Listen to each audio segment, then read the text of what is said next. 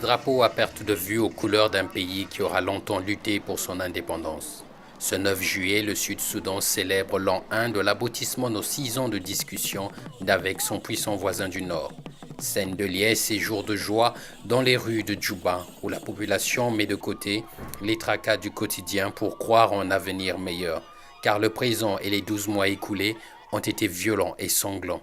Les combats contre Khartoum pour le contrôle du pétrole dans la région nord auront laissé des traces dans les rapports entre les frères ennemis, sans oublier les conflits ethniques et son lot de morts et de désolation, poussant des milliers de personnes sur la route de l'exil dans leur propre pays. Le Sud-Soudan fait aussi face à la crise économique. L'austérité est devenue une norme depuis la baisse de sa production de pétrole au début de l'année. L'insécurité alimentaire guette également une population qui dépend beaucoup de l'aide extérieure. Dans son discours à la nation, le président Salva Kiir ne cache pas cette réalité et on appelle aussi au soutien de la communauté internationale.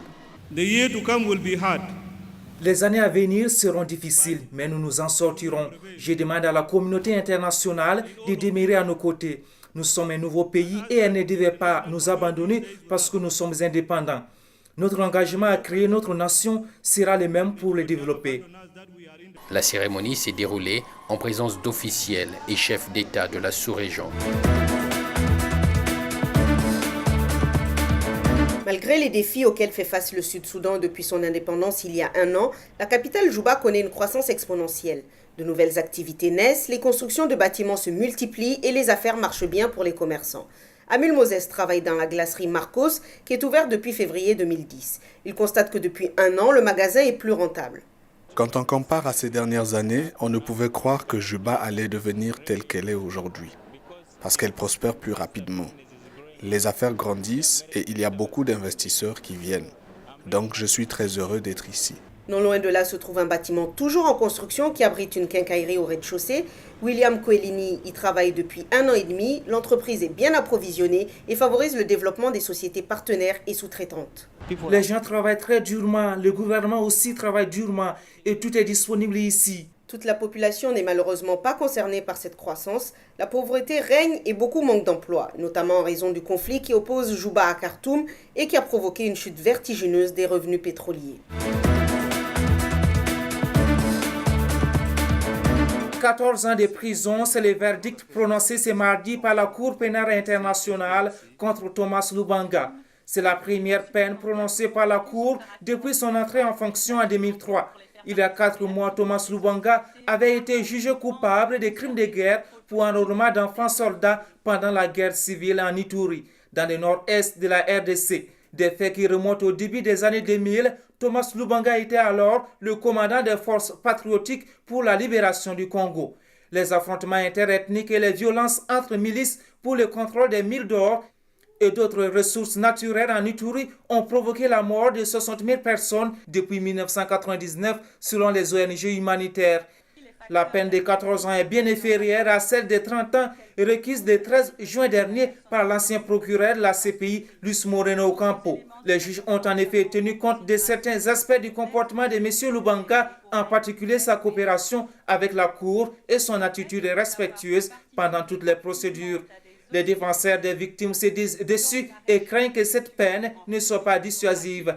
La CPI devra fixer le montant des indemnisations allouées aux 123 victimes qui ont participé à la procédure. La CPI est le premier tribunal international à reconnaître aux victimes un rôle dans les procédures et à avoir créé un fonds à leur profit. La Cour devra choisir aussi le pays où Thomas Lubanga purgera sa peine parmi l'un des 6 pays qui se sont déclarés prêts à accueillir les condamnés de la CPI, dont le Mali, la Serbie, la Grande-Bretagne, la Belgique ou encore l'Autriche et la Finlande. L'exil des populations se poursuit en RDC, conséquence des combats entre les mutins du M23 et l'armée congolaise. Des troupes loyalistes et des casques bleus qui font désormais route vers Goma, capitale du Nord Kivu.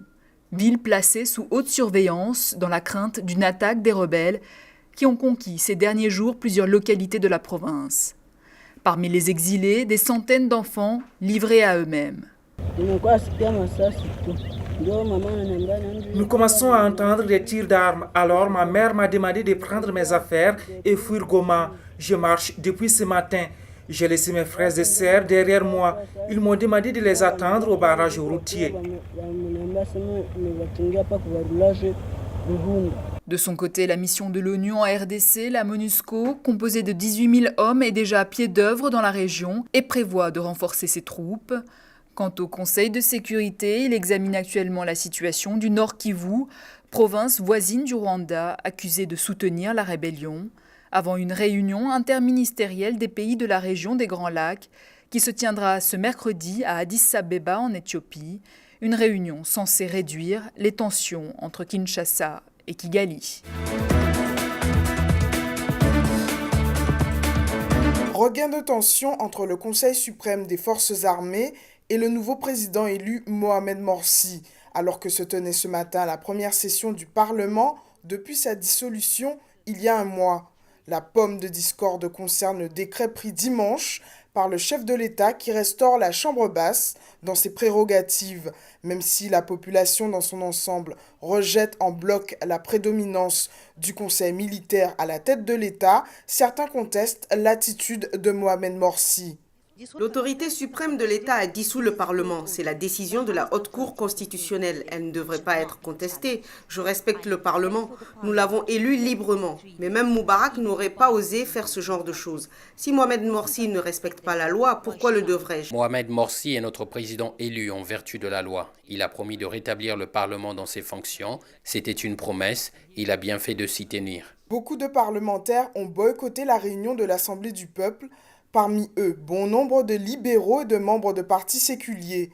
10 jours après l'accession au pouvoir de Mohamed Morsi à la présidence égyptienne, le conflit entre le pouvoir exécutif et martial semble s'éterniser. Un conflit qui creuse petit à petit le sillon d'un antagonisme persistant dans les hautes sphères de l'Égypte. Ce nouvel épisode de confrontation entre les deux autorités du pays menace de déstabiliser la région. La secrétaire d'État américaine Hillary Clinton a prié les deux camps de régler leurs différends afin de préserver la transition démocratique amorcée. Beaucoup craignent la passation d'un accord secret entre l'armée et la présidence. Les observateurs internationaux sont aux aguets. Une question demeure, les frères musulmans cherchent-ils à étendre leur pouvoir au détriment des militaires ? L'Égypte, dans la tourmente et l'incertitude politique, devra relever encore une fois le défi du dialogue institutionnel. On ne peut pas gérer une crise sans les femmes. La présence des forces vives du Mali était remarquable à ce mini-sommet de la CEDEAO sur le Mali. Dans le contexte d'une situation institutionnelle fragile et précaire à Bamako et la dégradation continue de la situation sécuritaire et humanitaire dans le Nord, la voix des populations qui souffrent devait être entendue. C'est la frustration, la désolation, surtout l'impuissance de ne pouvoir agir, l'impuissance de ne pas pouvoir agir contre l'arme à feu qu'on braque sur toi. On démolit ton patrimoine devant toi, tu ne peux pas te défendre. C'est la frustration. Mais la frustration face à qui ? À notre peuple. Pas à notre peuple, mais à notre État qui ne peut pas nous défendre. À notre armée qui ne peut pas venir à leur secours. À la communauté internationale qui classe ces monuments-là, patrimoine mondial, et les voit disparaître sans pouvoir agir. L'idée de la mise en place d'un gouvernement plus consensuel fait son chemin.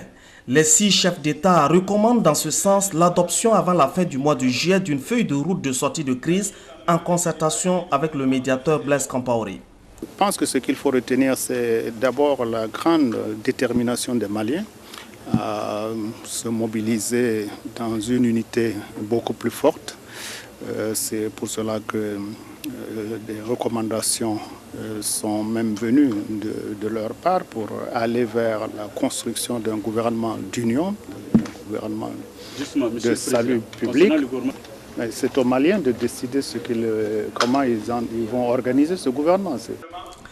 Pour faire face à la situation qui prévaut au nord, les chefs d'État exhortent le président par intérim à adresser sans délai une requête à la CEDEAO et aux Nations Unies en vue du déploiement d'une force de la CEDEAO pour soutenir l'armée malienne dans sa mission de défense du territoire national. D'ores et déjà, un groupe de chefs d'état-major sont déjà sur place pour une dizaine de jours pour étudier les conditions d'un partenariat plus actif avec le Mali. Nous comptons sur les Maliens. Il s'agit d'un problème important. Il faut que tous les Maliens soient mobilisés pour faire avancer ce processus qui doit mettre fin à l'occupation d'une partie du territoire. Il faut que les nouvelles institutions soient protégées et que les élections démocratiques aient lieu dans un délai rapproché. En attendant, le groupe de contact de la CEDEAO appelle les parties en conflit à un arrêt total des hostilités avant le Ramadan qui débute dans quelques 2 semaines.